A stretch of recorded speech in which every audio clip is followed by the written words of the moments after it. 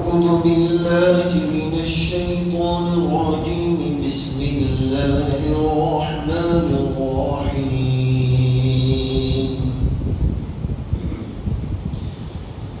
إذ أوى الفتية إلى الكهف فقالوا ربنا آتنا من لدنك رحمة وهيئ لنا من أمرنا رشدا وضربنا على آذانهم في الكهف سنين عددا ثم بعثناهم لنعلم أي الحزبين أحصى لما لبثوا أمدا صدق الله العظيم.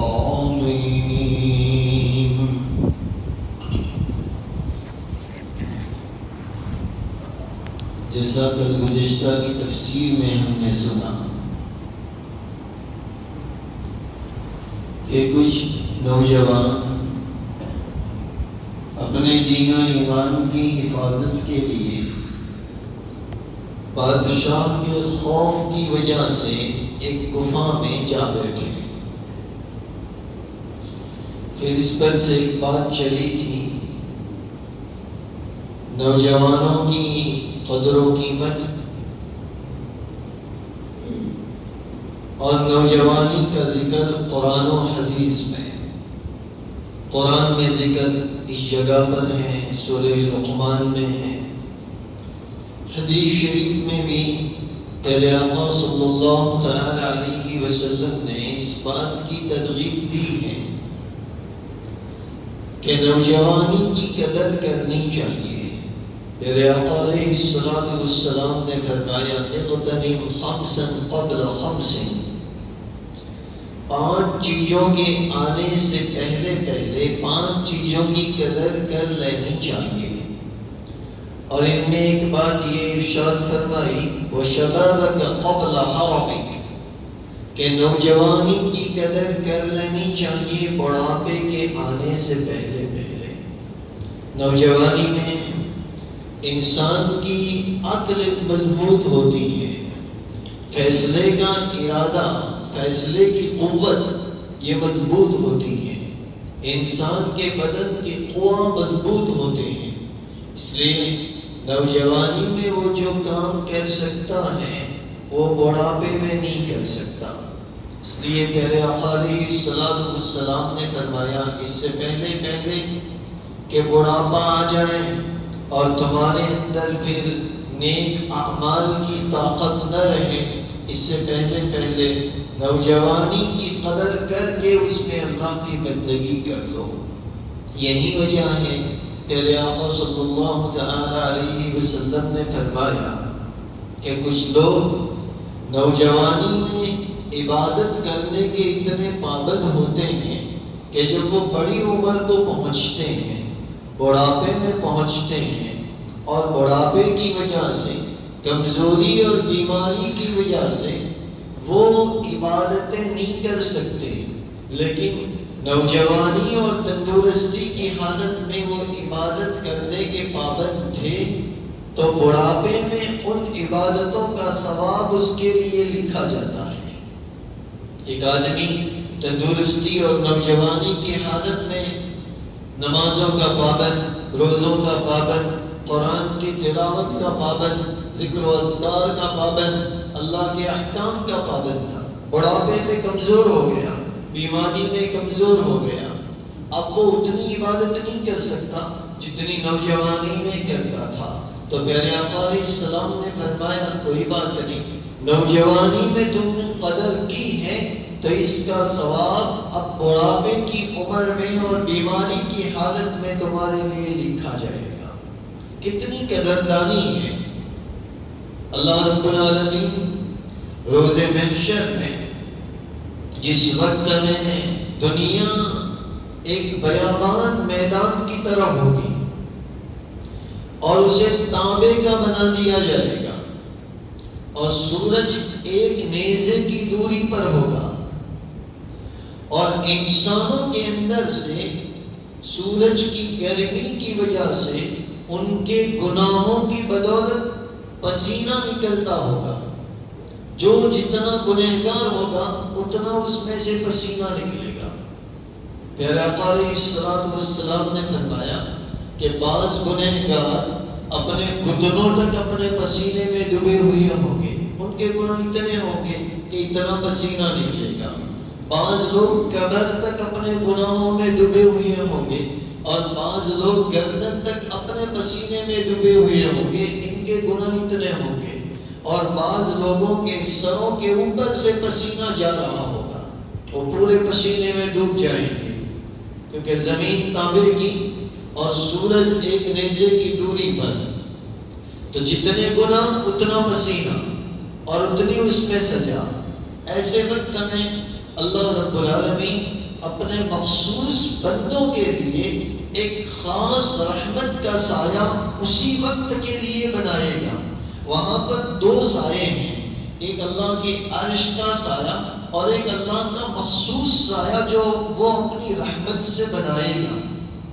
اس دن میں حفاظت کے لیے پیارے آقا علیہ الصلوۃ والسلام نے فرمایا سبعۃ یظلھم اللہ یوم لا ظل الا ظلہ, کہ 7 قسم کے لوگ ایسے ہوں گے جن کو اللہ رب العالمین اس دن, جس دن اس کے خاص سائے کے علاوہ اور کوئی سایہ دینے والی جگہ نہیں ہوگی, 7 قسم کے لوگوں کو وہ اپنے مخصوص سائے میں رکھے گا. ان 7 قسم کے لوگوں میں آقا علیہ الصلوۃ والسلام نے نوجوان کا ذکر فرمایا. شاب نشأ فی عبادت اللہ, کہ وہ نوجوان جو اللہ کی عبادت میں, اللہ کی بندگی میں پلتا بڑھتا ہے. ہماری مائیں بہنیں اور بیٹیاں گھروں پر سن رہی ہیں, یہ کچھ نوجوانوں نے اپنے ایمان کی فکر کی اور اتنے بڑے مقام کو پا لیا کہ ان کا ذکر قرآن میں آ گیا. یہی وہ فکر ہے جو نوجوانی کی عمر میں پیدا ہوتی ہے, جس کی بدولت آدمی بڑے مقام کو حاصل کر لیتا ہے. امام احمد رحمۃ اللہ علیہ کے زمانے کے ایک ولی کامل گزرے ہیں, اللہ کے کامل ولی گزرے ہیں. ان کی 3 بہنیں تھیں. ان 3 بہنوں میں ایک کا نام مخا تھا. مخا عربی نام ہے, ان کے زمانے میں وہاں پر رکھا جاتا ہوگا. یہ غزل کا کام کرتی تھی. غزل کہتے ہیں, عربی لفظ ہے, اون کے بننے کو غزل کہا جاتا ہے. وہ ان کے ذریعے ٹوپیاں بنائی جاتی ہیں, سویٹر بنائے جاتے ہیں, ساکس بنائے جاتے ہیں, مختلف چیزیں بنائی جاتی ہیں. تو یہ مخا, یہ ولی کامل کی بہن اس طریقے سے اون کے بننے کا کام کرتی تھی. ایک مرتبہ وہ حضرت امام احمد فقیہ رحمۃ اللہ علیہ کے درس میں پہنچی. حضرت سے ایک مسئلہ پوچھنے کے لیے, چونکہ ان کے ابا بھی امام احمد رحمۃ اللہ علیہ کے زمانے کے تھے, دونوں ساتھی تھے. تو ان کے پاس ایک مسئلہ پوچھنے کے لیے پہنچی کہ حضرت ایک بات میں آپ سے مسئلہ پوچھنے آئی ہوں, آپ میری اس میں رہنمائی فرمائیں. حضرت امام احمد رحمۃ اللہ علیہ نے فرمایا ٹھیک ہے, بتا دیجیے کیا مسئلہ ہے. یہ عورت کہتی ہے کہ میں اس طریقے سے اون کے بننے کا کام کرتی ہوں, اور ظاہر سی بات ہے وہ زمانہ بجلی کا زمانہ نہیں تھا, ایسی لائٹوں کا زمانہ نہیں تھا. چراغ جلائے جاتے تھے, تیل کے ذریعے بتیاں جلائی جاتی تھی, اور ان بتیوں اور ان چراغوں کی روشنی میں کام کیے جاتے تھے. یہ ولی کامل کی بہن امام احمد سے مسئلہ پوچھتی ہے کہ میں تو اپنا اون بننے کا کام کرتی ہوں چراغ جلا کر, لیکن ایک مرتبہ یہاں کے سردار اپنے لوگوں کے ساتھ گزر رہے تھے اور انہوں نے اپنے راستے کے لیے چمنیاں جلا رکھی تھی روشنی کے لیے. راستے میں گزرنے والے لوگوں کے لیے پہلے زمانے میں اس طریقے سے 2 لوگ آگے لے کر چلتے تھے, اور پھر گھروں کے اوپر تھوڑے تھوڑے دور میں تاکچے بنائے جاتے تھے, اور پھر اس میں وہ تیل میں بھگو کر بتیاں جلائی جاتی تھی، اس طریقے سے راستوں پر اجالا کیا جاتا تھا۔ یہ ولی کامل کی بہن مسئلہ پوچھتی ہیں کہ حضرت یہ سردار راستے سے گزر رہے تھے اور ان کی روشنی کے لیے ان کے خادموں نے چمنیاں جلا رکھی تھی، روشنیاں کر رکھی تھی، اس روشنی میں مجھ سے تھوڑا سا اون کٹ گیا ہے، اس کا کیا مسئلہ؟ کتنی نیکی کا عالم ہے، اس کا چراغ بھی جل رہا تھا اور گزرنے میں کتنی دیر لگتی ہے اور اس میں کتنا اون بنا جا سکتا ہے، ہم سب جانتے ہیں۔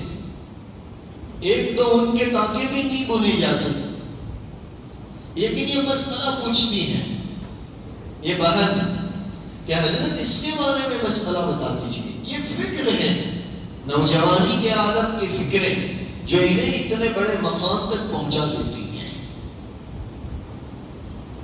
اللہ کے حبیب علیہ السلام نے اسی لیے اس کا ذکر فرمایا، شاب نشأ فی عبادت اللہ، وہ نوجوان لڑکا اور لڑکی جو اللہ کی عبادت میں ان فکروں کے ساتھ پلتے بڑھتے ہیں، جو فکریں یہ اصحاب کہف میں پیدا ہوئی تھی، پھر اللہ رب العالمین انہیں ایسا مقام عطا کرتا ہے۔ اللہ کرے ہم نوجوانوں میں اور ہماری نوجوان بچیوں میں بھی ایسی فکریں پیدا ہو جائیں اپنے دین و ایمان کی حفاظت کی۔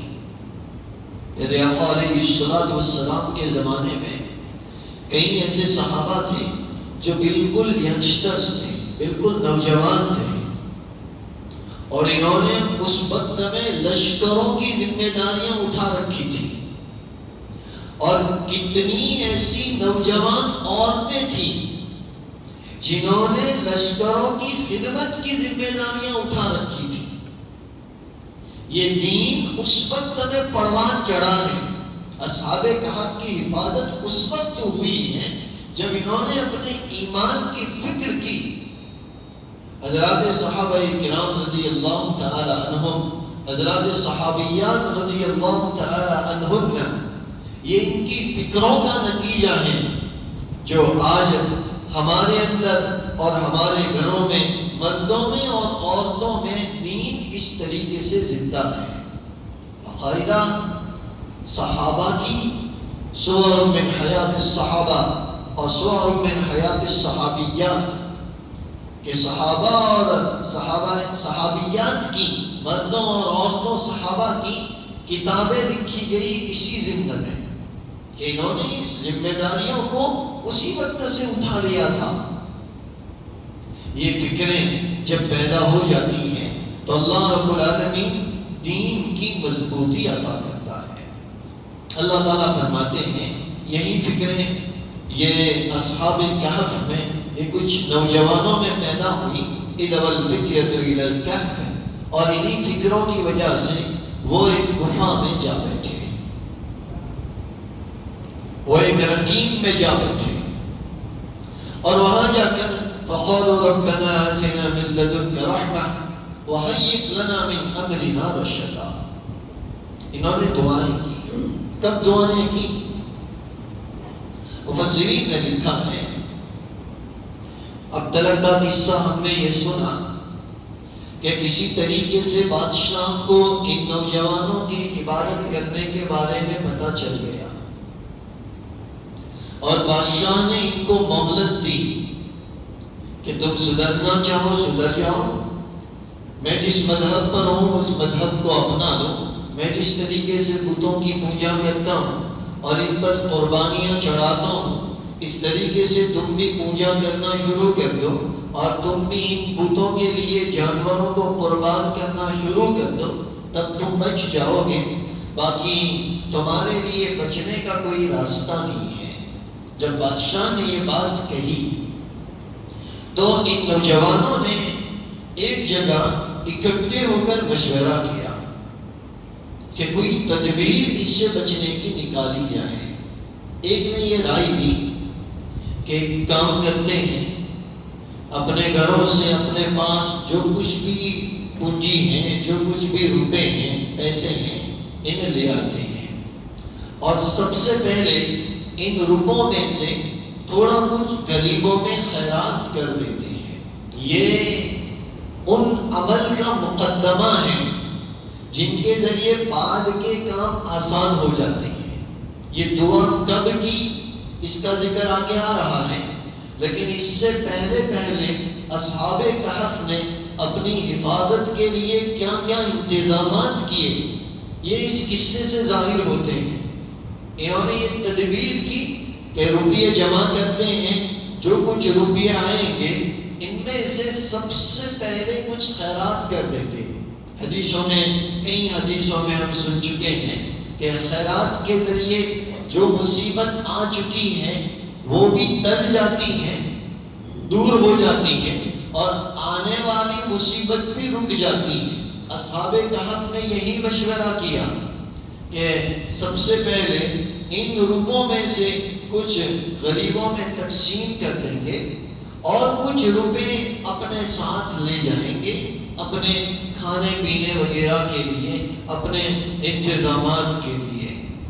پھر ایک غار میں چلے جائیں گے، ایک جگہ دور چلے جائیں گے کسی پہاڑ کی گفا میں، اور بادشاہ جو ہمیں مہلت دے کر کسی سفر کے لیے روانہ ہوا ہے، بادشاہ کے آنے کا انتظار کریں گے، اور جب بادشاہ آئے گا تو اس کے سامنے کھڑے ہو جائیں گے۔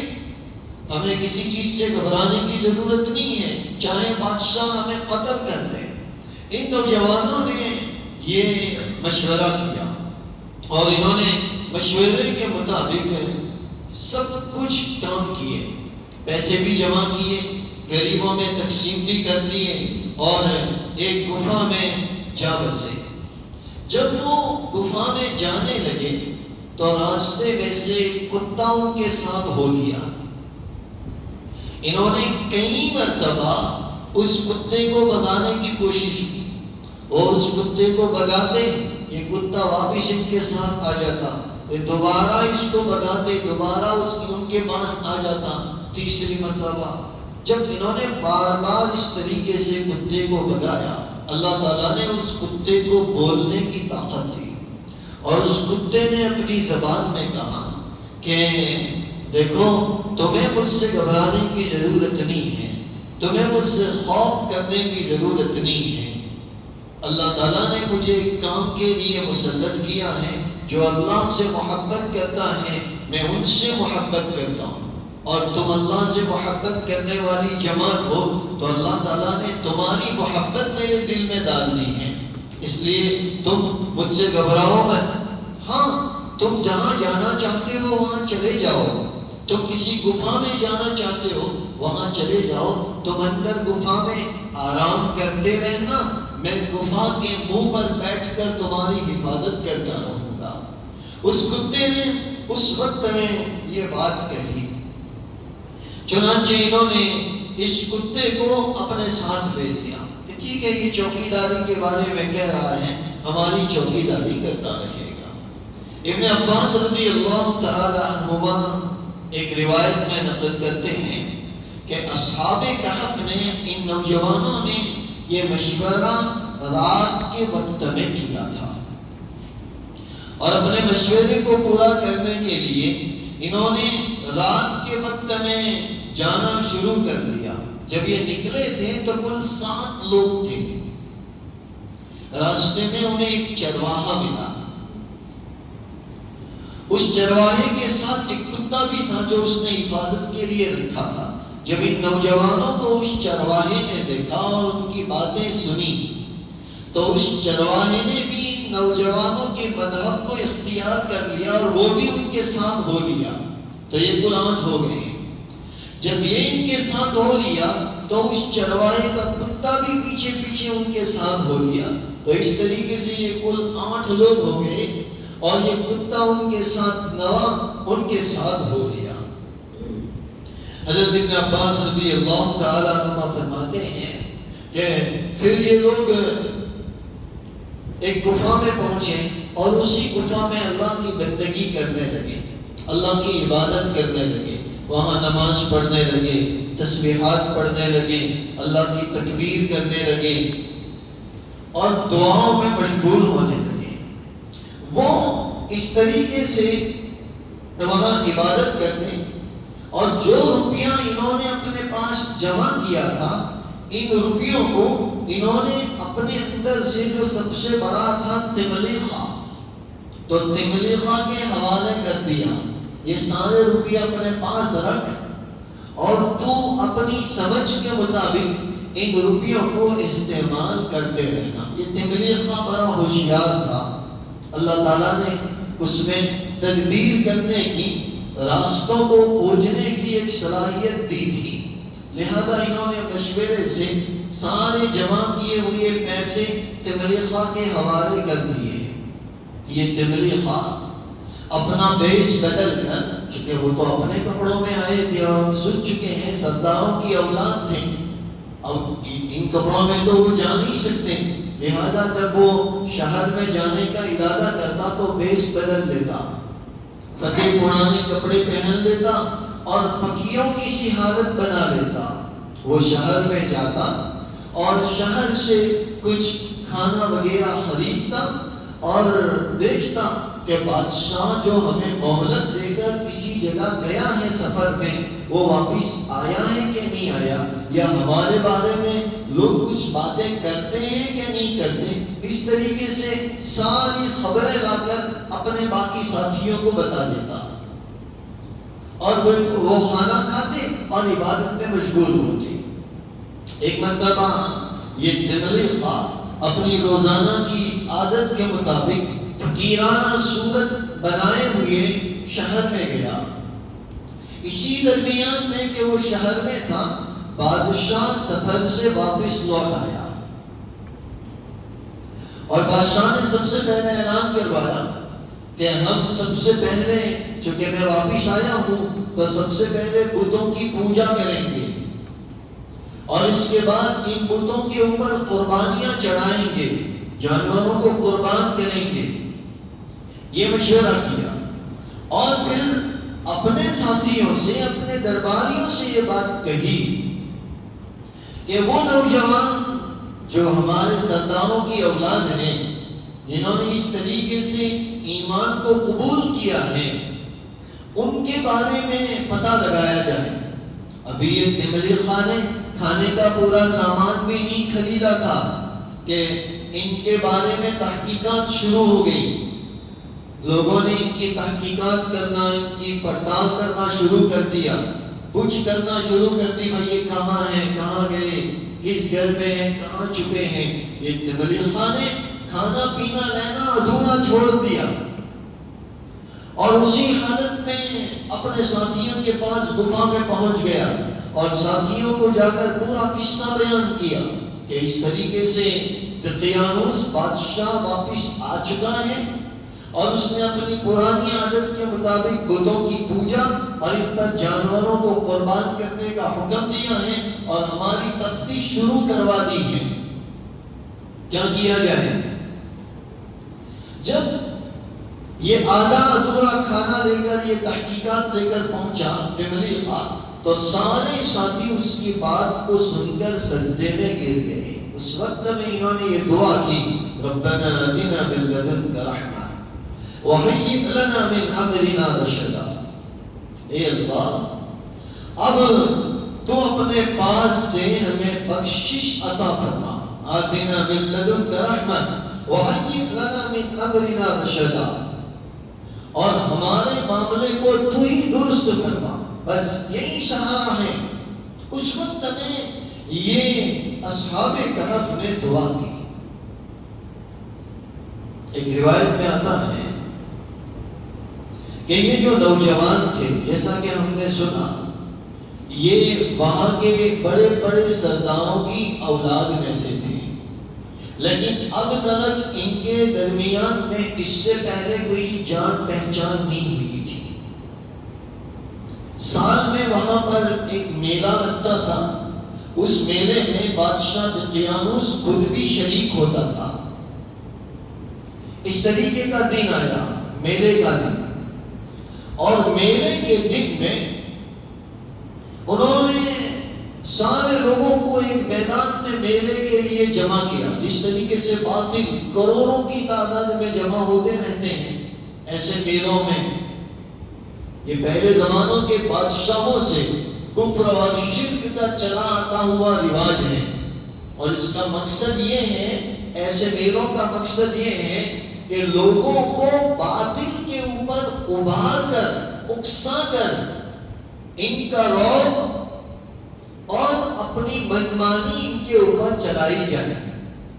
اس لیے لوگ ایسے میلوں کو ہائی لائٹ کرتے ہیں، حقیقت کچھ بھی نہیں ہوتی، لیکن ایسے میلوں کو لوگ ہائی لائٹ اس لیے کرتے ہیں۔ آپ کے لیے اشارے کافی ہیں کہ لوگوں میں رعب اور خوف پھیلانے کے لیے، جھوٹا پروپیگنڈا چلانے کے لیے بس یہ لوگ ہائی لائٹ کرتے ہیں، حقیقت اس کی کچھ نہیں ہوتی۔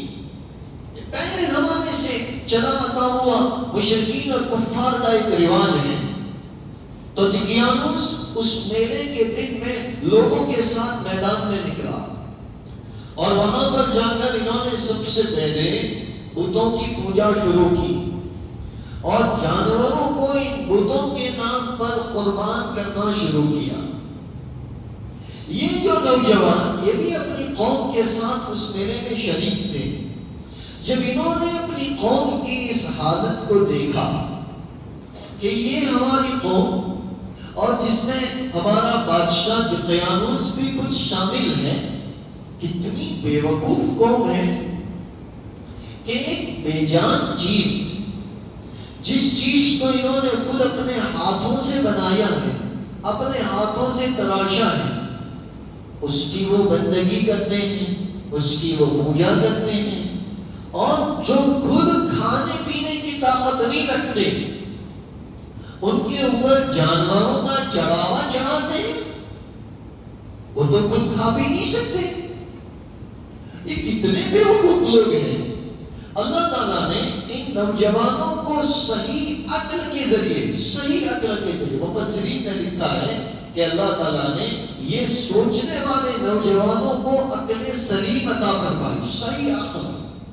ہر بات کو سمجھنے کے لیے اسلامی عقائد اور اسلامی احکام کو سمجھنے کے لیے عقل سلیم چاہیے۔ باقی جن کی عقل میں فساد ہوتا ہے وہ صحیح بات سمجھ نہیں سکتا، حق بات سامنے ہوتی ہے پھر بھی اس کے خلاف کرتا ہے، کیونکہ عقل سلیم نہیں ہے، صحیح عقل نہیں ہے۔ اللہ تعالیٰ نے نوجوانوں کو صحیح عقل عطا فرمائی۔ اللہ سے دعا میں مانگنا چاہیے، حدیثوں میں ہے صحیح عقل اور تندرستی، یہ دو چیزیں اللہ سے مانگنی چاہیے، کیونکہ اس کے ذریعے اللہ رب العالمین ایمان کے نور کو دلوں میں کھولتا ہے۔ باقی عقل کے اندھوں کو حق بات بھی سمجھ میں نہیں آتی، وہ جھوٹی بات بھی عبادت سمجھ کر کرتے ہیں، حالانکہ وہ عبادت نہیں ہوتی۔ اس کا کوئی وجود قرآن حدیث میں، اللہ کے حکم میں، اللہ کے رسول علیہ السلام کی زندگی میں نہیں ہوتا، لیکن اس کے باوجود بھی وہ اسے عبادت سمجھ کر کرتے ہیں، کیونکہ عقل اندھی ہو گئی نا۔ اللہ سے عقل سلیم مانگنا چاہیے۔ ان نوجوانوں کو ایک فکر پیدا ہوئی، اس فکر کی بنیاد پر اللہ تعالیٰ نے ان کو عقل سلیم عطا فرمائی۔ یہ سوچ میں پڑ گئے کیا ایسا بھی ہو سکتا ہے کہ جنہیں اپنے ہاتھوں سے بنایا انہیں کو اپنا معبود بنا دیا؟ یہ تو سمجھ میں آنے والی بات نہیں ہے۔ ایک نوجوان اس میلے میں سے نکلا، کہا ان کے ساتھ کیا رہنا، چلو ان سے دور ہو جاتے ہیں، اور وہ دور ایک درخت کے نیچے جا بیٹھا۔ دوسرا نوجوان اسی طریقے سے نکلا اور وہ اس درخت کے نیچے جا بیٹھا۔ اس طریقے سے 1 2 3 7 8 نوجوان وہاں پر اکٹھے ہو گئے، لیکن یہ ایک دوسرے کو ابھی تک جانتے نہیں تھے، تو ایک دوسرے سے کوئی بات چیت نہیں کرتا تھا، اور کوئی بتاتا بھی نہیں تھا کہ اس طریقے سے انہوں نے میلے کو کیوں چھوڑ دیا اور اپنی قوم سے جدا ہو کر ایسے تنہائی میں آ کر کیوں بیٹھ گئے۔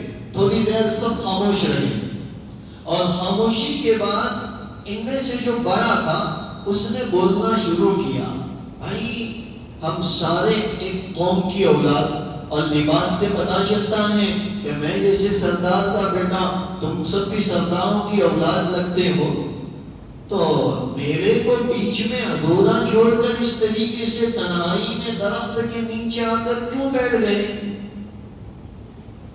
تو اس نے اپنی وجہ بتائی کہ مجھے تو یہ بات ہی سمجھ میں نہیں آتی، اس طریقے سے اپنے ہاتھوں سے تراشے ہوئے پتھروں کو پوجنا اور ان کے اوپر چڑھاوا چڑھانا، یہ تو سمجھ میں آ ہی نہیں سکتا، یہ ہماری قوم کتنی بے وقوف ہے، اس لیے میں یہاں سے چلا آیا۔ اب دوسرے کو ہمت ہوئی، دوسرے نے اپنی حقیقت بتائی، تیسرے کو ہمت ہوئی، تیسرے نے اپنی حقیقت بتائی، سارے نوجوانوں نے اپنی اپنی حقیقت کو اس وقت میں بتایا۔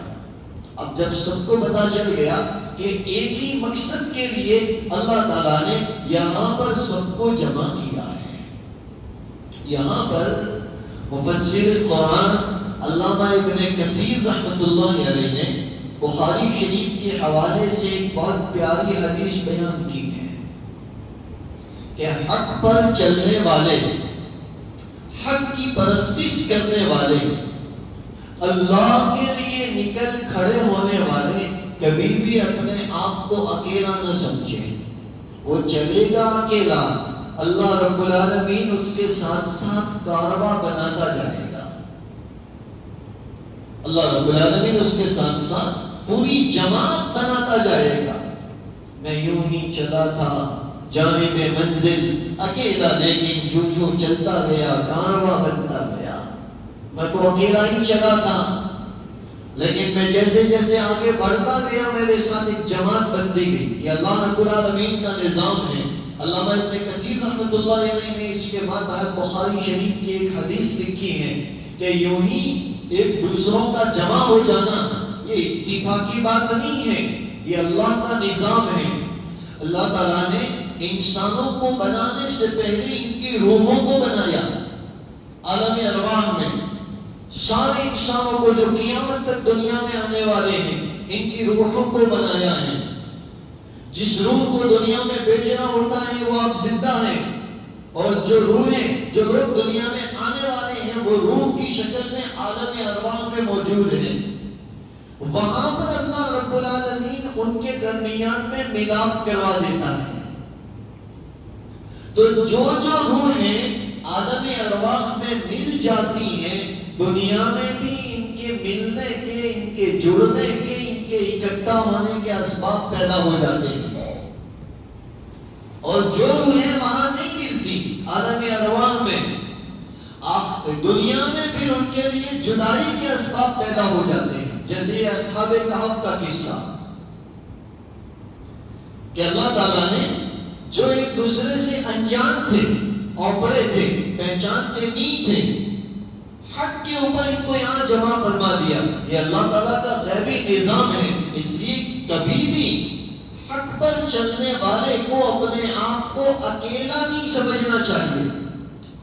سب سے پہلی بات اللہ اس کے ساتھ ہے، ان اللہ معنا۔ نمبر 2، اللہ رب العالمین دنیا میں اس کے ساتھی بناتا جاتا ہے۔ سَيَجْعَلُ لَهُمُ الرَّحْمَنُ وُدًّا، اللہ رب العالمین دنیا میں اس کے ساتھی بناتا جاتا ہے۔ آپ اسلام کی شروعات کی حالت کو دیکھیں، ہمارے زمانے میں اس بات کو سوچنے کی بالکل ضرورت نہیں ہے مجھ اکیلے سے کیا ہوگا۔ یہ اصحاب کہف کا پہلا نوجوان سب سے پہلے اکیلا ہوا تھا اپنی قوم سے، سب سے پہلے۔ یہ کیا یہ جھوٹی موٹی باتیں کرتے ہیں، بیوقوفوں کا کام کرتے ہیں؟ سب سے پہلے ایک نوجوان، پھر اللہ رب العالمین کے تقدیر کے مطابق اس کے ساتھی بڑھتے گئے۔ اسلام کی شروعات کی حالت ایسی ہی ہے۔ جب اللہ تعالیٰ نے پیارے آقا علیہ السلام کو نبوت سے سرفراز فرمایا، 40 برس کی عمر میں آپ تنے تنہا، کوئی ساتھی نہیں۔ سب سے پہلے اسلام لانے والی عورت آقا علیہ السلام کی پاکیزہ بیوی اما خدیجۃ الکبریٰ رضی اللہ تعالیٰ عنہا ہے۔ اور کتنے ہوئے؟ بس 2 ہوئے، 2۔ آقا علیہ السلام اور اما خدیجۃ الکبریٰ رضی اللہ تعالیٰ عنہا، بس 2 ہوئے۔ نماز پڑھتے دیکھا، اپنی پرورش میں رہنے والے علی نے دیکھا، چھوٹے بچے تھے حضرت علی، میرے آقا علیہ السلام کے چچا کے بیٹے ہیں، ابو طالب کے حقیقی بیٹے ہیں، اور آقا علیہ السلام کے سگے پترائی بھائی ہیں حضرت علی، داماد بعد میں بنے، اور حضرت ابو طالب کی اولاد بہت زیادہ تھی تو ان پر بوجھ بہت زیادہ تھا، تو میرے آقا علیہ السلام نے حضرت علی رضی اللہ تعالیٰ کو اپنے پاس لے رکھا تھا کہ چچا جان آپ کا بوجھ ہلکا ہو جائے گا، علی کی پرورش میں کر لوں گا، اتنا بوجھ آپ پر کم ہو جائے گا۔ لیکن ابھی تھے چھوٹے، پہلے دن جب نبوت آئی پھر جبریل امین نے آ کر نماز سکھائی تو آقا علیہ السلام اما خدیجہ الکبریٰ رضی اللہ تعالیٰ عنہ کے ساتھ نماز پڑھ رہے تھے، علی نے دیکھا تعجب میں پڑ گئے، یہ تو ایسی عبادت کر رہے ہیں جیسی عبادت تو میں نے پہلے کبھی دیکھی ہی نہیں، میرے ابا بھی نہیں کرتے ابو طالب، اور میں نے اپنے باپ داداؤں میں، اپنے رشتے داروں میں، اور میں تو قریش سردار خاندان کا بیٹا ہوں تو ان میں بھی کسی کی نہیں دیکھی، اور یہ ہمارے بھائی حضرت محمد صلی اللہ تعالی علیہ وسلم ایک ایسی عبادت کرتے ہیں، تعجب ہوا۔ تو آقا علیہ السلام اور اماں خدیجہ الکبریٰ رضی اللہ تعالی عنہ نے ان کو ساری حقیقت سمجھائی، اور اس وقت ہمیں اس حقیقت کو چھپانے کا اصرار کیا، بتایا کہ سمجھ میں آئی تو ٹھیک ہے، باقی اس حقیقت کو ابھی ظاہر مت کرنا۔ ان کو سمجھ میں آ گیا، انہوں نے کلمہ پڑھ لیا، تو بچوں میں یہ پہلے مسلمان ہوئے، حضرت علی بچوں میں۔ آقا علیہ السلام کی دعوت پہنچی اپنے سب سے خاص دوست حضرت سیدنا ابو بکر صدیق رضی اللہ تعالیٰ عنہ، بہت گہری دوستی تھی دونوں کے درمیان میں، ان تک بات پہنچی، اور حضرت ابو بکر صدیق رضی اللہ تعالیٰ عنہ پیارے آقا علیہ السلام کے سارے اخلاق سے واقف، ان کو ماننے میں دیر نہیں لگی، انہوں نے کلمہ پڑھ لیا، تو بالغ مردوں میں سب سے پہلے مسلمان ہونے والے ابو بکر بنے، کتنے ہوئے؟ 4۔ آپ کے غلام حضرت زید کو پتا چلا، حضرت زید نے بھی اس کی حقیقت کو جان کر اسلام قبول کیا، کتنے ہوئے؟ 5۔ غلاموں میں سب سے پہلے مسلمان ہونے والے حضرت زید بنے، یہ 5۔ یہ اسلام کی ابتدائی حالت ہے، جس وقت ہمیں ابھی کھلے محال دین کی دعوت دینے کا حکم بھی نہیں تھا، ایسے ہی چلتا رہا۔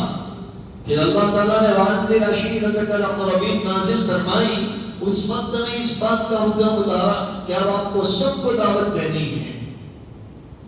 اسلام کی یہ دعوت چھپکے چھپکے چلی ہے، لیکن جن جن تک پہنچتی گئی ایمان اس کے دل میں بیٹھتا چلا گیا، اور مسلمانوں کی تعداد بڑھتی چلی گئی، اور ایک جماعت بن گئی۔ یہ نظام خداوندی ہے، بس ہمارا کام یہ ہے کہ جو حق ہے اس حق کے اوپر جمنا۔ آج کل کیا ہوتا ہے، ہمارا اکلاتی ہوتا سے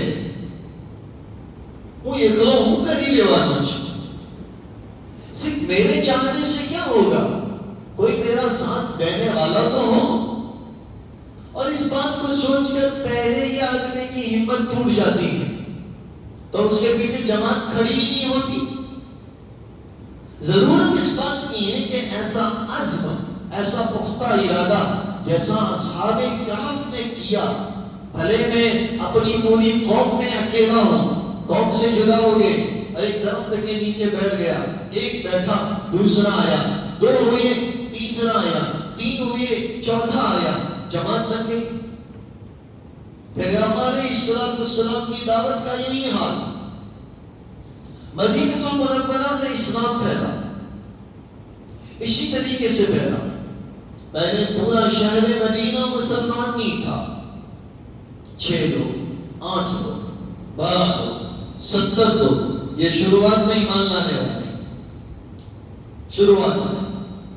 اور جب یہ بڑی جماعت 70 کے اوپر کی پہلے آقا علیہ السلام کی خدمت میں پہنچی، انہوں نے درخواست کی، یا رسول اللہ، اب یہ ستانے والوں کے بیچ میں کیا رہنا، آپ تشریف لے چلیے نا ہمارے یہاں، کوئی آپ سے پوچھنے والا نہیں، کوئی آپ کو ستانے والا نہیں، سب کچھ آپ کا، انہوں نے درخواست کی.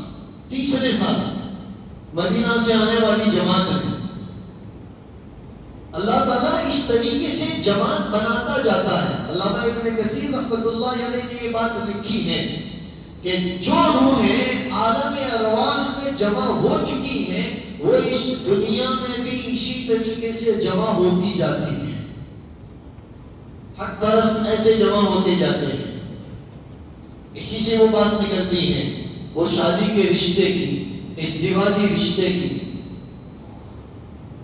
کہ اللہ تعالیٰ نے یہ رشتہ روح کو جمع کر کے متعین کر لکھ کر رکھا ہے. ہمارے ذمہ کوشش اللہ رب العالمین اس رشتے کو ضرور ملا کر رہے گا. وہاں روح مل چکی ہے, جس سے آپ کی روح مل چکی ہے شادی کے لیے, وہ بھی آپ کے لیے مقدر میں یہاں بنا کر بھیج دی گئی ہے. آپ کی کوشش وشی آپ کے نکاح میں آ جائے گی. بس ضرورت اس بات کی ہے کہ ایک آدمی پختہ پکے ارادوں کے ساتھ سب سے پہلے حق پر جمنے کا ارادہ کرے. اللہ تعالیٰ پھر سارے راستے کھولتے جاتا ہے. اس وقت میں مجھے ایک قصہ یاد آ رہا ہے جو تقویٰ کے باب میں پڑھا تھا کہ نوجوان یا کوئی آدمی جب کسی چیز کا پختہ ارادہ کر لیتا ہے اللہ رب العالمین اس کے لیے راستے کیسے کھول دیتا ہے. ایک نوجوان تھا, بڑی ضرورت کی اور بڑے حاجت کے موقع پر وہ زندگی کے گزارے کے تلاش میں نکلا, اسباب کے تلاش میں نکلا, روزی روٹی کے تلاش میں. کچھ نہیں تھا پاس میں, گھر بھی خالی, کھانے پینے کو کچھ نہیں. وہ روزگار کے تلاش میں نکلا. راستے میں اسے سونے کا ایک ہار ملا. اور ظاہر سی بات ہے ایسی تنگی اور فقیری کی حالت میں یہ ہار ملا ہے. سوچنے والا سوچتا کہ چلو تو اللہ نہ طرف تھی ایک گفٹ چھے اینے جویچی نے مارو گزارو تھے جیسے وہ تمہاری کوشش تھی نکئی رو تو انے ہار منے رستہ ماں پڑے لو مئی لو تو اللہ ہے وہ کئی لو سے مارا ماتے. سوچنے والا یہ سوچتا. اس نوجوان نے سوچا ایسا تو ہو نہیں سکتا, یہ بھی تو کسی کی ملکیت ہوگی. میں نے بہت پہلے قصہ پڑھا تھا کچھ جس میں مطلب الفاظ کا 29-20 ہو.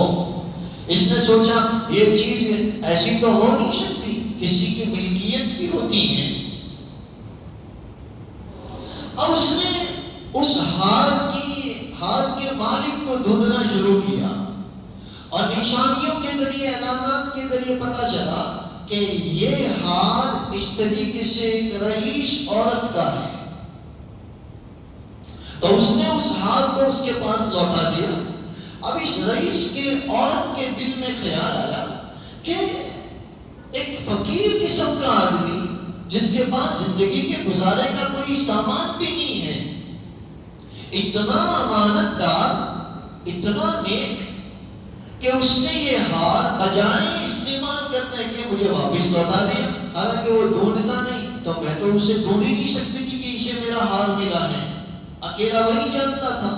اس کے دل میں یہ خیال آیا کہ میری بیٹی ہے اور میری بیٹی کے لیے یہی رشتہ سب سے مناسب ہے. اتنا امانت دار لڑکا مجھے کہاں ملے گا. تو اس نے اپنی بیٹی کے لیے اس نوجوان کو پسند فرمایا, رشتہ بھیجا. نوجوان نے سوچا ٹھیک ہے حالات جیسے بھی ہیں, مجبوری کے حالات ہیں. اس نے ادھر ادھر کی بات کی, لیکن جب بات بہت بڑی بات تھی کہ مجھے یہ رشتہ منظور ہے. شادی ہو گئی, لڑکی کی رخصتی ہو گئی. پہلی ملاقات پر دونوں ملے. اب وہ اس کی گردن کو دیکھ کر چونک گیا کہ جو ہار میں نے لوٹایا تھا وہ میری بیوی کی گردن میں اس کے گلے کی زینت بن کر آیا ہے. اللہ تعالیٰ کہاں کہاں سے مال لوٹاتا ہے. اس کی پرہیزگاری کا یہ انعام ملا, اسے نیک بیوی بھی مل گئی, اسے مال بھی مل گیا.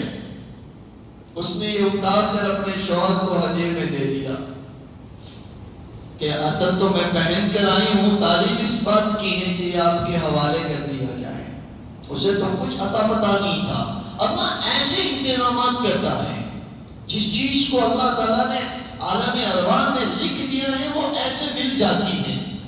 تو اس کو اپنی نیکی کا صلہ ملا، نیک بیوی بھی مل گئی اور مال بھی مل گیا. اور ہم نے بھی آج نیک بیوی کو تلاش کرنے کا ایک گڑ بتا دیا کہ نیک بیوی پرہیزگاری کے ذریعے ڈھونڈی جا سکتی ہے، نیکیوں کے ذریعے نیک بیوی ڈھونڈی جا سکتی ہے، گناہوں کے ذریعے نیک بیوی ڈھونڈی نہیں جا سکتی. یہ بات اللہ نے قرآن میں فرمائی ہے، الخبیثات للخبیثین والخبیثون للخبیثات والطیبات للطیبین والطیبون للطیبات. نیکوں کے لیے نیک ہم نے جوڑا رکھا ہے اور خبیثوں کے لیے خبیث. ایسا ہی ہے، اللہ تعالیٰ نے ایسا جوڑ رکھا ہے. یہ نوجوان اس طریقے سے ایک درخت کے نیچے اکٹھا ہوئے، پھر انہوں نے اس طریقے سے آپس میں مشورہ کیا. پھر مشورے کے بعد انہوں نے کیا کیا، ان کی خبر بادشاہ تک کیسے پہنچی، انشاءاللہ تعالی اسے آئندہ کل بیان کریں گے.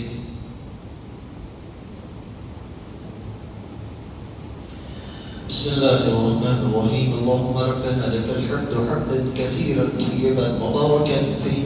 اللهم صل على سيدنا ونبينا ومولانا محمد وعلى آل سيدنا ونبينا ومولانا محمد وبارك وسلم. رب کریم تو جانتا ہے ہم کتنے بڑے گنہگار ہیں، اور ہم یہ جانتے ہیں کہ جب کوئی بندہ تیرے حضور میں کہتا ہے اللہ میں گنہگار ہوں تو تو اسے معاف کر دیتا ہے. خدا کریم ہم اپنے گناہوں کا اقرار کرتے ہوئے تیرے حضور میں معافی کی بھیک مانگتے ہیں. رب کریم ہم سب کی مغفرت فرما دے.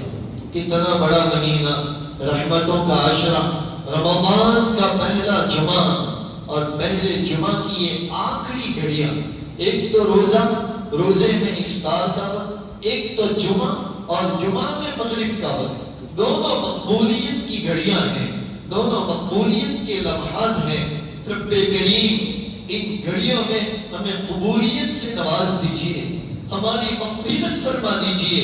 الہ العالمین سارے گناہوں کو معاف فرمائیے، ہماری ماں اور بہنوں کی مغفرت فرمائیے، ہماری اولاد کی مغفرت فرمائیے، ہمارے ماں باپ کی مغفرت فرمائیے، ہمارے اوپر، ہماری اولاد پر، ہمارے گھروں میں خدمت کرنے والی ماں اور بہنوں پر، ہمارے ماں باپ پر تیری خصوصی رحمتیں نازل فرما. الہ العالمین یہ امت بڑی ٹوٹی ہوئی امت ہے، متفرق ہو چکی ہے، جدا جدا ہو چکی ہے، یہ ٹکڑوں میں بٹ چکی ہے. الہ العالمین جیسے اصحاب کہف توحید پر ایک ہوئے تھے، اس امت کو توحید پر ایک فرما، اس امت کو رسالت پر ایک فرما، اس امت کو قرآن پر متفق فرما، اس امت کو پیارے آقا علیہ السلام کی سیرت پر متفق فرما. الہ العالمین اس امت کے ٹوٹنے کی وجہ سے دشمنوں نے اپنے ہاتھ ان کے گریبان تک پہنچا دیے ہیں. الہ العالمین دشمنوں کے بڑھتے ہوئے ہاتھوں کو روک لے. الہ العالمین دشمنوں کو اپنی چال بازیوں میں ناکام فرما. رب کریم اسلامی شاعر کی حفاظت فرما. ہمارے ملک ہندوستان میں اور پورے عالم میں امن و امان اور سکون پیدا فرما. ظالم، ظلم اور متشدد اور سختی کرنے والے لوگوں سے، حاکموں سے ہمارے ملک کی اور پورے عالم کی حفاظت فرما. عدل و انصاف کرنے والی حکومت ہمیں نصیب فرما. عالم اسلام کو عدل و انصاف کرنے والے حکمراں نصیب فرما. آمین یا رب العالمین. ان اللہ وملائکته یصلون علی النبی یا ایها الذین آمنوا صلوا علیہ وسلموا تسلیما. اللهم صل على سيدنا ونبينا ومولانا محمد وعلى آل سيدنا ونبينا ومولانا محمد وبارك وسلم. سبحان ربك رب العزة عما يصفون وسلام على المرسلين والحمد لله رب العالمين.